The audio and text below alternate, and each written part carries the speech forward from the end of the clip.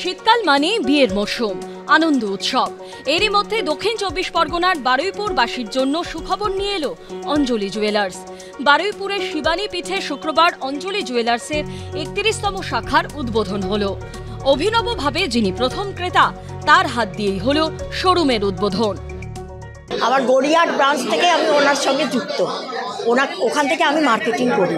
যত আমার বিয়ে বাড়ি, আমার ছেলের বিয়ে, মেয়ের বিয়ে, সব গয়না আমি ওখান থেকেই কিনেছি, কারণ ওদের ডিজাইন ভালো, সোনাও ভালো।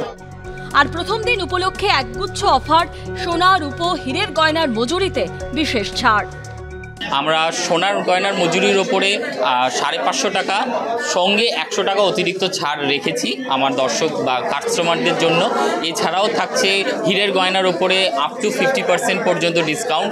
সিলভার গয়নার ওপরেও ডিসকাউন্ট পাবেন এবং কস্টিউম জুয়েলারির উপরেও কিন্তু থাকছে দারুণ দারুণ সব অফার। আর এছাড়াও তো লাকি ড্র থাকছেই, লাকি ড্রয়ের মাধ্যমে গিফট জিতে নিতে পারবেন।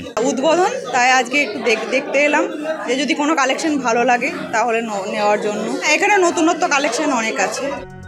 প্রথম দিনই চোখে পড়ার মতো ভিড় ছিল অঞ্জলি জুয়েলার্সের বারুইপুর শাখায়। রঞ্জিত হালদারের রিপোর্ট, এবিপি আনন্দ।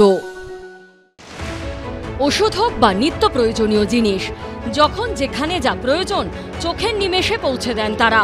বাড়ির দরজা থেকে গন্তব্যে পৌঁছে যাওয়া যায় অ্যাপ ক্যাবে চড়ে, কিন্তু আমাদের প্রয়োজনে যারা রাত দিন রাস্তায় থাকেন তাদের প্রয়োজনগুলো কি মেটে?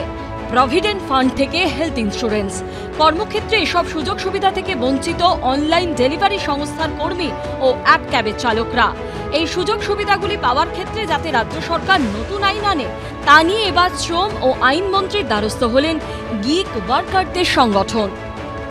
আমাদের যারা গিগ ওয়ার্কার যারা আমরা আছি তাদের মধ্যে কারোরই কোনো পিএ, পিএসআই, মেডিকেল কিছুই নেই, কিন্তু সেইটা যদি আজকে আইনের মাধ্যমে আইন যদি তৈরি হয়ে যায় তখন তারা সবাই এই আইনের মধ্যে আসবে এবং এই সব সুযোগ সুবিধাগুলো তারা আগামী দিনে পাবে। আজকে ধরুন 10 বছর 20 বছর পরে যখন কাজ করতে পারবে না তখন কিন্তু তাদের কিন্তু কেউ দেখা নেই। যদি এখন থেকে আইনের মাধ্যমে এনে প্রত্যেকটা যদি একটা ওয়েলফেয়ার বোর্ডের মাধ্যমে যদি এখান থেকে যদি একটা পার্সেন্টেজ অফ টাকা যদি সেস বা ট্যাক্স হিসেবে তারা নিয়ে যদি গভর্নমেন্ট যেভাবে করে তাহলে কিন্তু এটা একটা রাস্তা বেরোতে পারে এবং এই পথে already Karnataka government, Rajasthan government already তারা আইন পাস করেছে।